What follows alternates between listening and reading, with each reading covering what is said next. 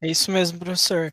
Professor Endo, eu queria fazer mais uma pergunta aqui que eu acredito que é uma dúvida de vários alunos também que fazem radiologia, até porque a matéria de radiologia forense é uma matéria que se inseriu na grade do curso de tecnólogo em radiologia e muita dúvida que vem surgindo dos alunos e das pessoas que estão cursando radiologia é qual que é a aplicação, como que elas vão poder é, utilizar esse conhecimento no dia a dia, de que maneira que elas conseguem se inserir nesse mercado. O senhor poderia falar um pouquinho a respeito disso?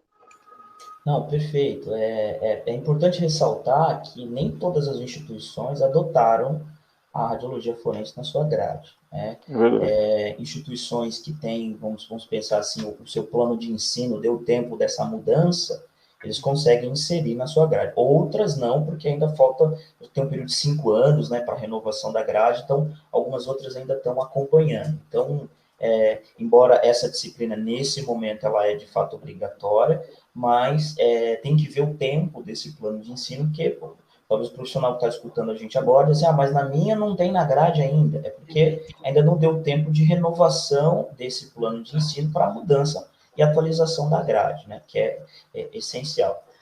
Agora, as aplicações, elas são vastas, quer dizer, são grandes. Inclusive, a gente fez uma publicação no início do ano, numa revista internacional, e o nome da publicação era O Nascimento das Ciências Radiológicas Legais no Brasil.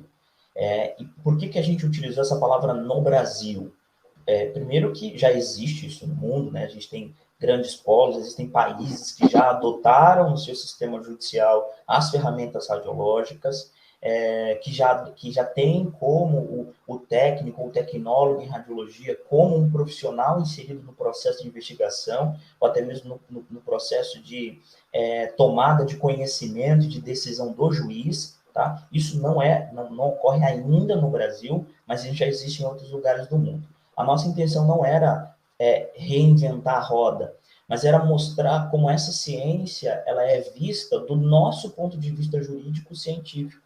Como é que nós aqui no Brasil, de acordo com as nossas normas, com as nossas regras, como é que a gente enxerga essa ciência?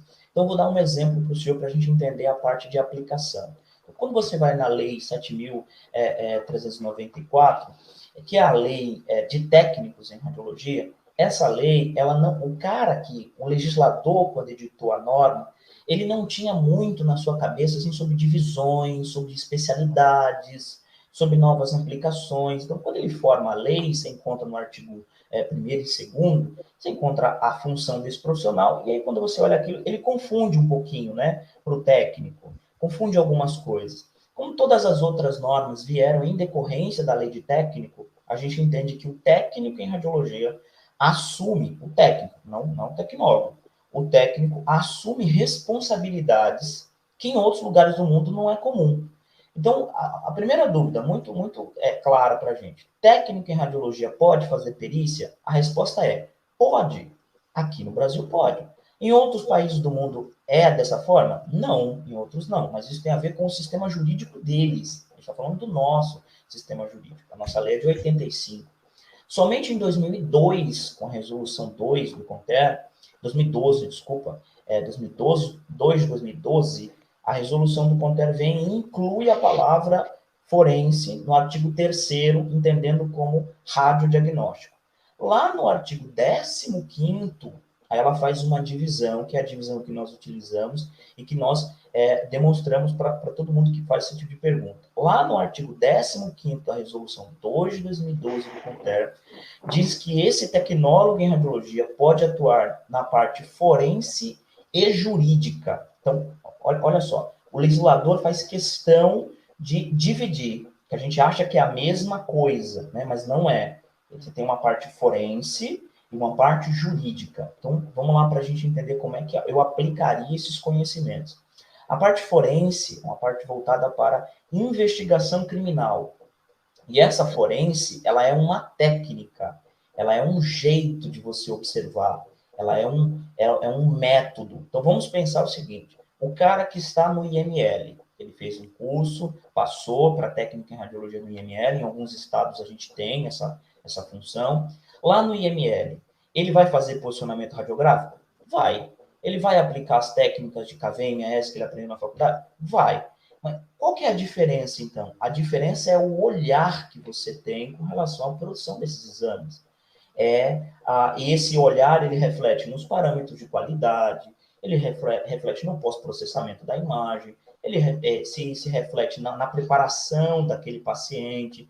Então, é um olhar, uma técnica. Se utiliza os mesmos conhecimentos da radiologia, mas com um olhar distinto, tá? Que é a parte de investigação criminal, que não utiliza mais a base fisiológica como referência, mas a norma. Quer dizer, quando você está fazendo um exame de imagem, um cadáver, não mais você está, tanto no morto quanto no vivo, tá? Você está pensando na parte forense. Você não usa mais a fisiologia como base. Você não quer saber se ali tem uma fratura. Você quer estabelecer, quantificar a gravidade da lesão, porque a lesão existe. Você quer saber se aquilo é uma lesão leve, se ela é grave, se ela é gravíssima. Então, se foi homicídio e por que foi. Então, você está comparando com a norma. A parte judicial, que é esse outro momento, ele é uma parte voltada não para a investigação criminal. Embora o nosso escritório hoje atenda alguns casos de investigação criminal, inclusive nós fazemos parte nosso escritório ele tem uma parceria com o NAVE, que é o Núcleo de Assistência contra a Violência, né? E algumas perícias caem no escritório, né, de forma gratuita, né, caem nessa parte criminal, mas nós atuamos como assistente técnico e não como um perito do Estado, do juiz, tá bom? Mas não é comum, é importante esclarecer que essa parte forense ela não é tão comum. Agora, a parte judicial ela é mais comum. Então, você está falando que o cara pode trabalhar em perícias trabalhistas, por exemplo, riscos ocupacionais, que acontecem muito, perícias preventiva, a gente eu faço muita perícia preventiva, muita mesmo, que é basicamente ir na clínica, ir no hospital, olhar todo o procedimento, todo o protocolo e dizer para aquela clínica, para aquele gestor, se o protocolo que ele está adotando para aquele exame pode dar um processo para ele ou não.